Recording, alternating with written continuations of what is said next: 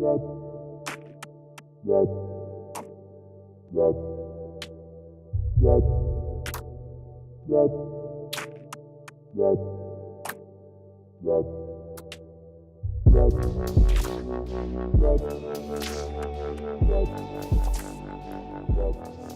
well, welcome to White Lead Leading Skill Lesson.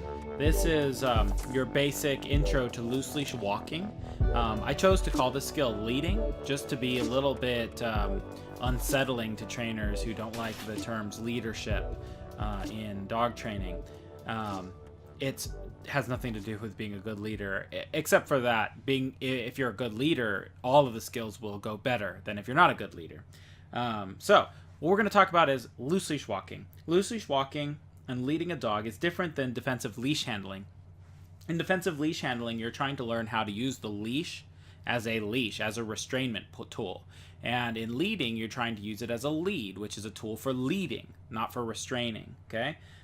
It helps if the dog already views the leash as a restrainment tool, because then the dog's more likely to follow it when it leaves. One of the mistakes people make in loose leash walking training is that instead of focusing on what they want the dog to do, they only focus on the negative. For instance, they just focus on don't pull. The dog can't learn not to pull. You have to teach them something to do. Just like a dog can't learn don't jump. What they can learn is sit, right? And in leash walking, instead of teaching the dog don't pull, which is really complicated, you teach the dog follow me, which is really simple. The dog can do that. And the way I'm going to teach that, and I should mention that I'm assuming that you already have a leash pulling problem. This is not exactly the same way I would teach a dog who's never learned to pull on leash. I do a few things differently, and maybe I'll make a video on how to train a dog on a leash so that they never learn to pull, which would be a great thing for everyone to do. But in general, in my classes, when people come, they already have a leash pulling problem. I'm not really often able to work with a dog who hasn't learned to pull yet in such a way that they never learn to pull. So I do that with my own dogs, but I don't get to do it with the average dog. So what I'm going to do is I'm going to be unpredictable. I'm going to pick somewhere to go. And then as soon as I'm going there, and as soon as the dog picks up where we're going and starts taking me there, I change my mind about where I want to go. And being this unpredictable teaches the dog to follow me, because then they keep ending up behind me, trying to catch up to me. And you'll see this dog here, her name's Athena. She's never, as far as I know, she's never done this before. This was my first time training her.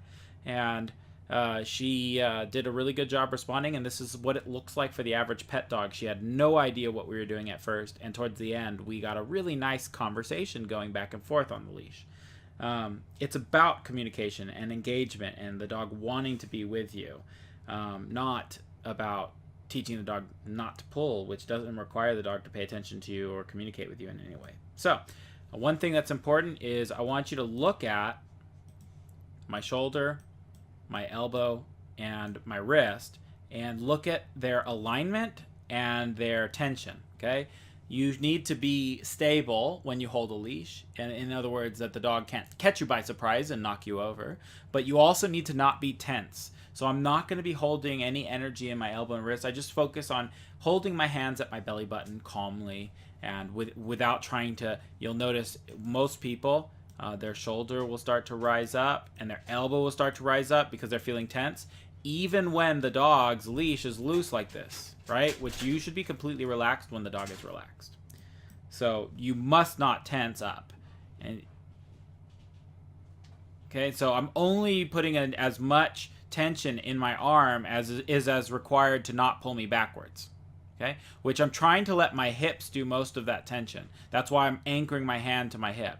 You can see I'm changing direction rather rapidly. That's because I want the dog to recognize, hey, see her starting to follow me?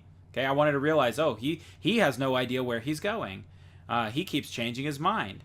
I am not jerking the dog. I'm not intentionally trying to hurt the dog or pull the dog hard. I'm just turning and changing direction. However hard she hits the leash behind me, I don't care. I'm not looking at that. I might even do my best to soften the blows when she hits the leash. My goal isn't to hit her hard. My goal is for her to think, whoa, this guy's moving quick. I need to pay attention.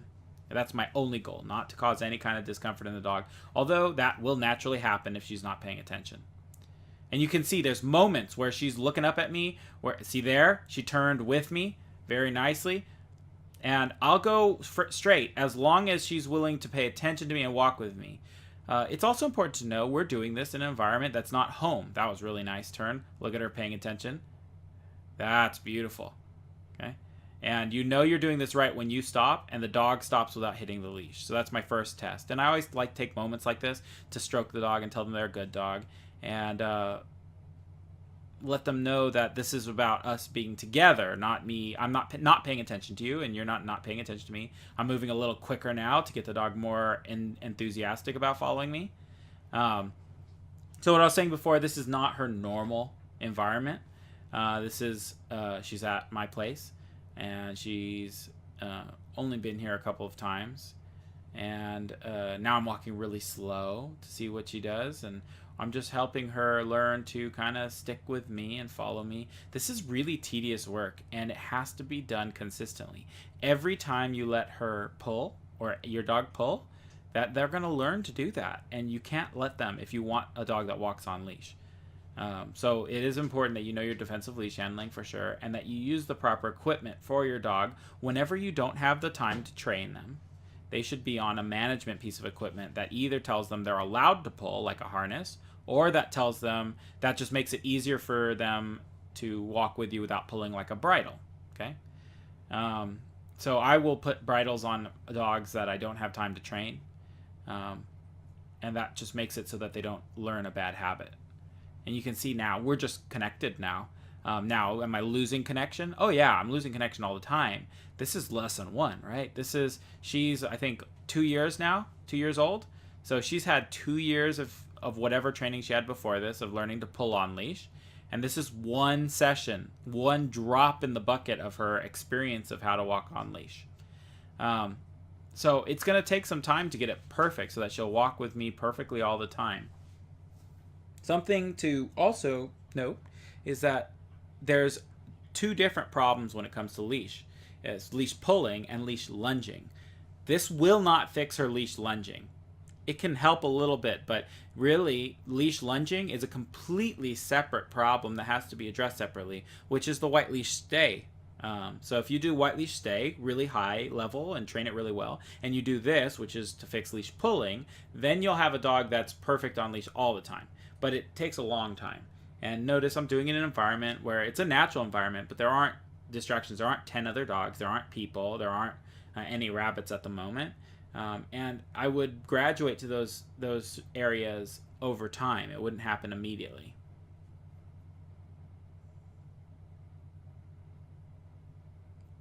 The test for this, which there's a video as well, the test for this is you're going to hold a cup of water. In the actual test it says champagne fluid, but it can be any cup.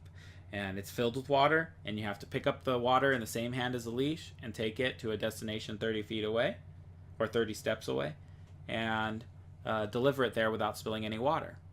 And this is how I would train that. I would train the dog to stick with me on leash and not pull. And I teach the dog not to pull because I'm not going to pull on them. And some of you may think, well, you pulled on her a bunch. Every time you changed direction, the leash was being pulled. It's like, well, if you tie a dog to a tree, is the tree pulling on the dog? Or no, I don't think so. I think the tree is just standing there. So when I say pull on the leash, I'm talking about something active. I'm not actively pulling on the leash. I am letting her hit the leash and walking another direction, but I'm not pulling. I'm just a tree that happens to be able to move, right? So that's the difference for me.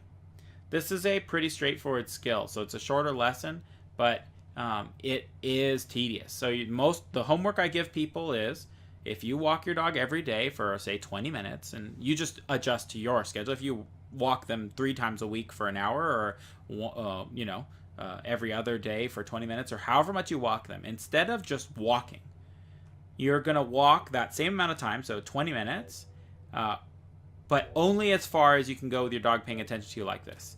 So you might spend the first 3 days walking in and out of your door, just like that. in and out, in and out, in and out. And now if the dog is walking with you, then go further. Go to the end of your driveway and back. But as soon as, and do not wait for the dog to pull, as soon as the dog stops following you, when they get in front of you and think, I know where we're going, then you have to change directions. Okay?